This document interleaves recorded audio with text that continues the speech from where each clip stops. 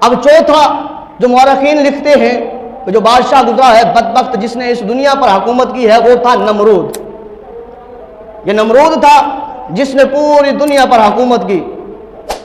اس نے کیا کیا؟ اس نے جب دیکھا کہ لوگ میری بات مانتے ہیں، میرے سامنے بیٹھتے اٹھتے ہیں، تو لہذا کسی اور کی کیا پرواہ کرنی، میں ہی خدا ہوں، استغفر اللہ۔ اس نے بھی خدا ہونے کا دعویٰ کر دیا۔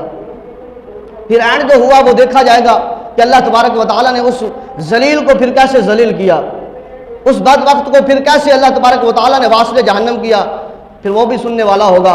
اب ایک رات جو ہے نمرود کی بادشاہت ہے، نمرود کی بادشاہت میں نمرود لوگوں سے سجدہ کرواتا ہے، اور جو قریب قریب والے لوگ ہیں وہ آ کر نمرود کو سجدہ کرتے ہیں، اور جو دور دراز کے علاقوں والے ہیں ان کو جو ہے وہ نمرود نے اپنی شکل کے بت بنا کر وہاں پر بھیج دیا۔